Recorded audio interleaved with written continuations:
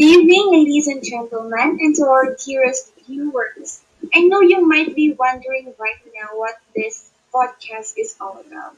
But tonight we were going to discuss and we were going to analyze that one docudrama that shows how big social media companies manipulate each users by using algorithms that encourage addiction to their platforms. And it is entitled The Social Dilemma that is directed by Sir Jeff Orlowski. This 2020 documentary raises a number of legitimate concerns about the negative impacts of social media technology on our society, but it somehow fails to connect the dots from its critique of social media to a far broader set of problems. The danger of this narrow view is that it leaves the audience thinking the problems are specific to social media, an idea which is likely to result in scapegoating social media platforms without addressing the more pervasive underlying issues. The social dilemma is not specific to social media, but it has the same incentives and methodologies driving all of the problems. The film spotlights are also ultimately the same ones that contaminate all the other media and communication we encounter in our advertising-driven, consumer capitalist version of democracy. If you watch the film, I encourage you to think about how we must address these problems, not only within the realm of social media, but in society more broadly, across all media and technology we use to communicate with our fellow citizens. Here are the top 5 reasons how social media technology influences social behavior. Let's proceed with the first to be tackled by Patrick. Thank you, Miss Jenny. Let's start with enumerating many of the ways that social media shape social behavior. First in the list is the hardware form factor of content delivery is new. Phones are ubiquitous, and every member of the household has one. In the past generation, how in the past generation, a household consumed the same content, often together at the same time. Mass market paperbacks and cheap consumers electronics like VHS, cable TV proliferation, personal devices like the Walkman, etc. Arguably, we're all step towards personalized. In the 1900s, you already had kids watching MTV in the basement, mom watching the news, dad watching golf. So while fragmentation is not necessarily a totally new phenomenon, it is fair to say that never before has every individual's world been so personalized, fragmented, and disconnected. This cannot be good for social cohesion. And what's the second, Miss Jaisel? Very well said, Patrick. Second in the list is consumer software is designed to be addictive and attention grabbing, with elements like red badges and infinite scroll feeds. Not unlike magazine covers at the grocery checkout or the endless channel surfing offered by cable TV.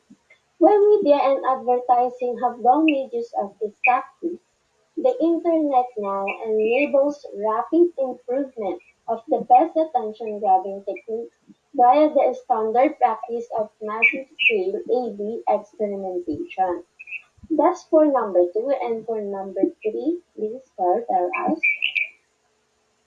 Here it is, Joycel. So for number three of the list, internet media companies can use algorithms to take advantage of ideas from psychology, like variable racial reinforcement, the reward pattern of slot machines, to increase the addictiveness of their software.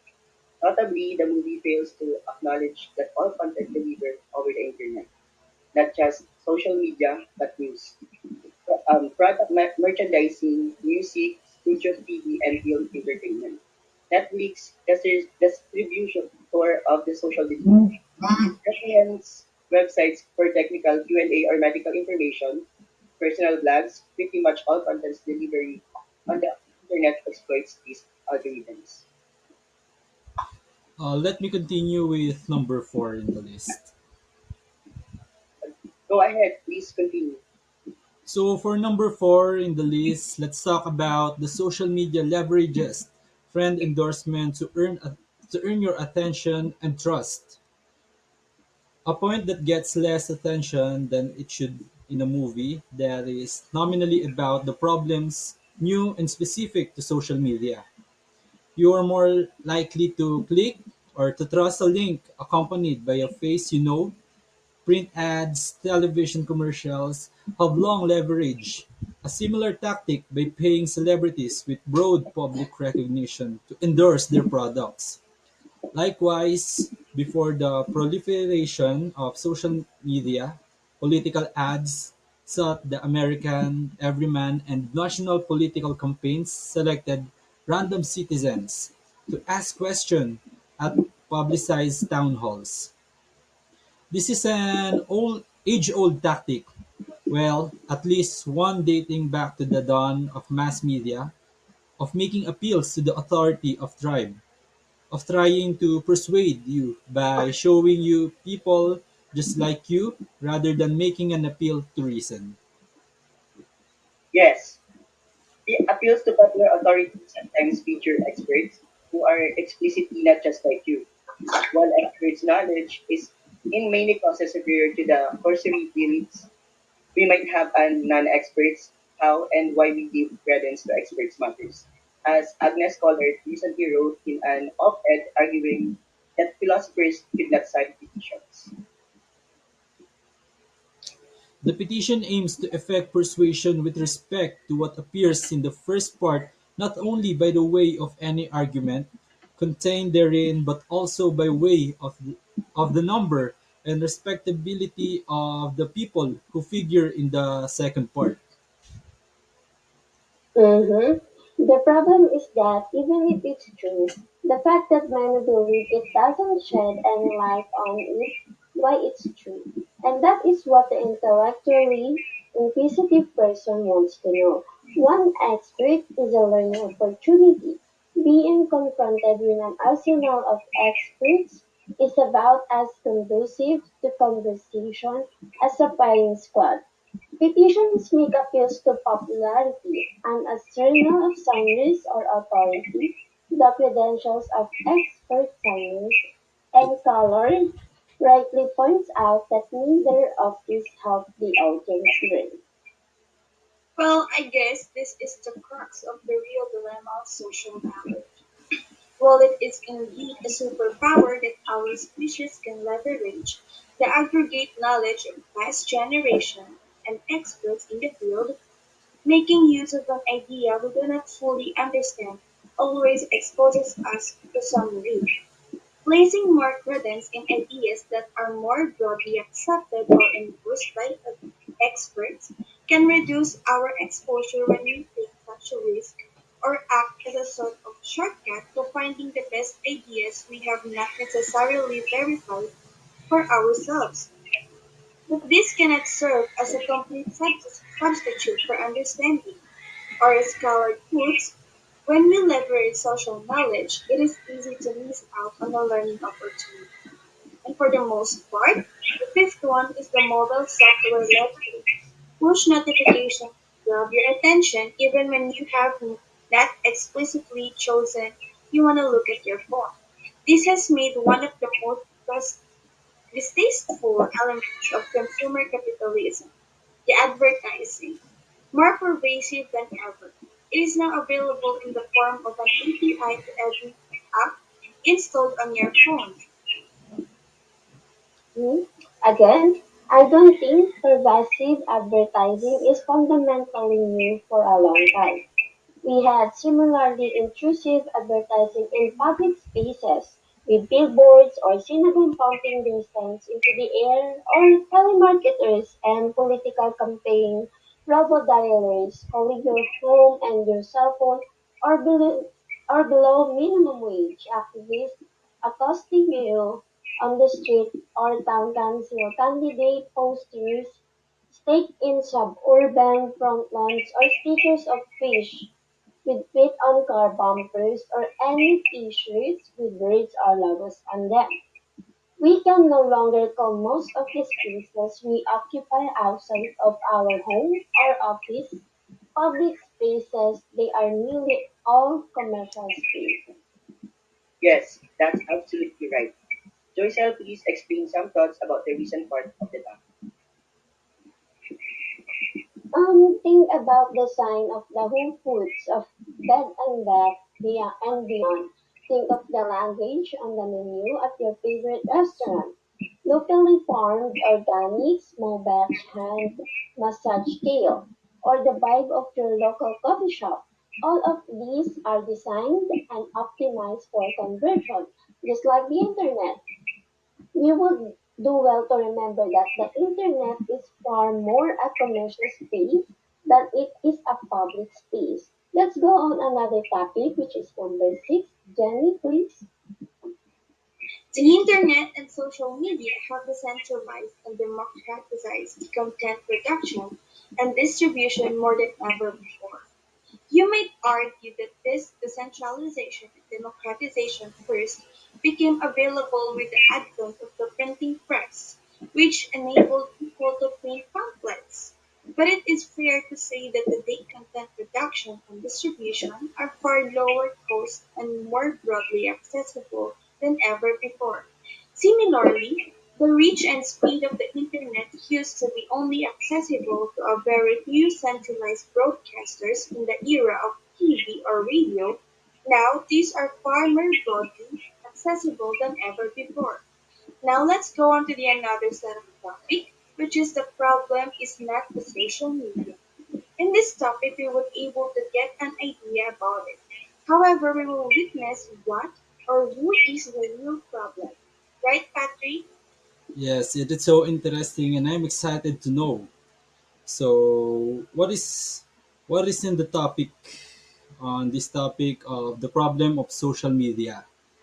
Well, the social dilemma correctly identifies many of the systematic failures that have been introduced by social media technology.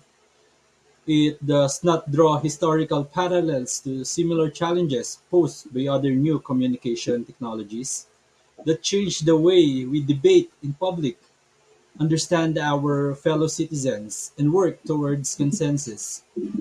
The film fails to locate the dilemma as the fundamental challenge of social coordination and democracy that extend far beyond the domain of social media.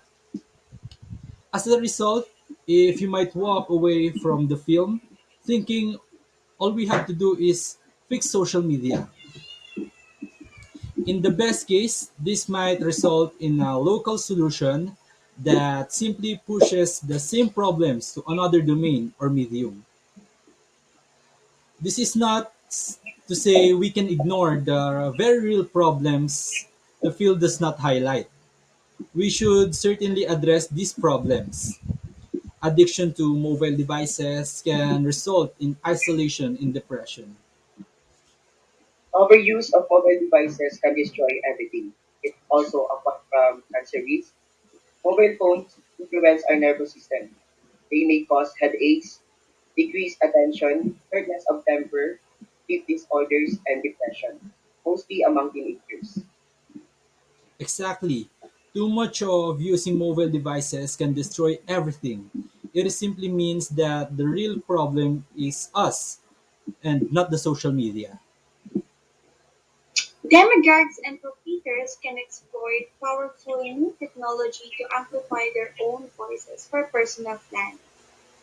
Misinformation and fake news can degrade trust in institutions and fragment our worldviews with conflicting ideas about what constitutes reality, making it difficult to reach consensus on public policy.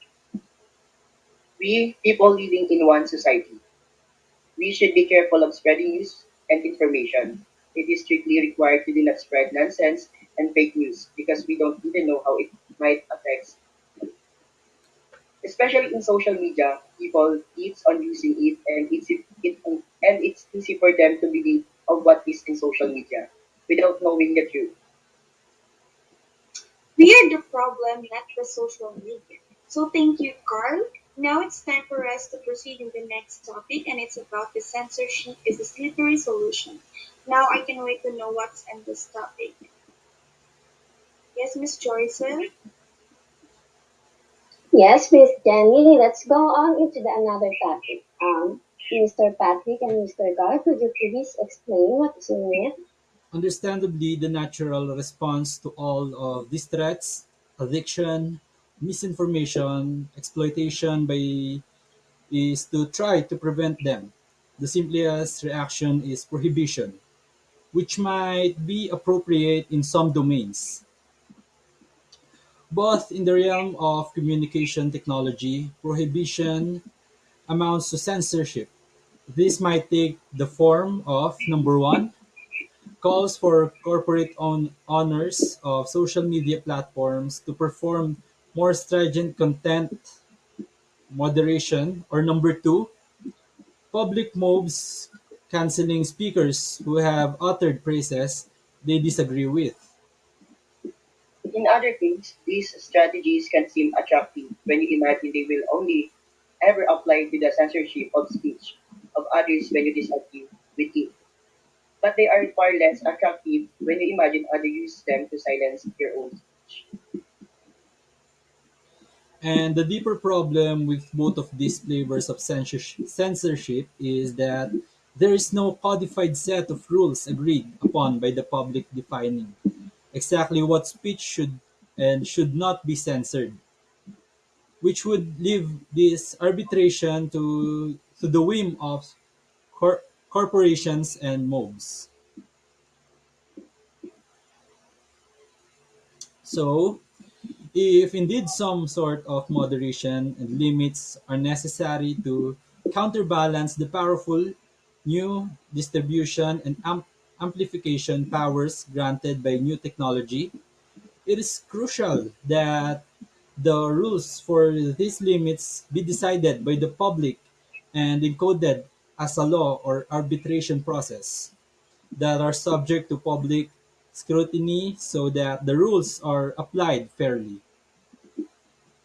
Even if you suppose the public can design appropriate limits on speech applied by the technology, which I grant is very likely necessary in some form, it is a dangerous place to introduce legislation. For unlike the cases, for unlike the case of say opiates, speech technology is instrumental to citizen critiquing, resisting and keeping in check the powers of corrupt state. And if the public encodes limits on speech that are too stringent, it might limit its ability to critique or charge these restrictions in the future. This is one reason zealots are so paranoid about the protecting free speech. There are no clean answers, and however you draw the line, some sense of asymmetric power is likely to resolve. In one extreme, you can imagine granting the state monopoly power over speech and news. It can use to massively amplify its own message and censor in any messages it. In other case, you can imagine a sort of wild west where is nothing censored. And the loudest, most extreme messages are free to propagate. And yet, in other case, where dollars are fungible for eyeballs, the broadest reach goes to the incumbents with the biggest advertising spend. Now we would able to know what's about in censorship is a slippery solution. We got an idea how it helped people. I hope that everyone would understand what it was about. Jenny? Yes, let's go on to the last topic, which is media literacy and counterintelligence technology is half baked. In this moment, we will witness what the about in this topic. Yes, Mr. Maninay? Let's start. So, Miss Jenny and Miss Joycel, could you explain to us this topic? Okay. For preferable to censorship would be some sort of counterintelligence strategy or technology. Some mechanism we might use to massively level up our sense-making abilities, either as individuals or as a public. Miss Jenny? Yet there are rudimentary ideas floating around in this vein. Example, the broad discussion about identifying fake news or misinformation. You might even say that the social dilemma is an example of such an effort. There are also efforts to develop AI for detecting fake news. The issue with a lot of these proposals is that they are not aligned with the interests of any institution with the power to broadly execute on them. I think the only way sense-making technologies and techniques will emerge is in a bottoms-up fashion, almost guerrilla style, when the broader public realizes their own self-interest. For existing institutions certainly don't see an educated public of voters or consumers as aligned with the maintenance of their power. So as you can see, we have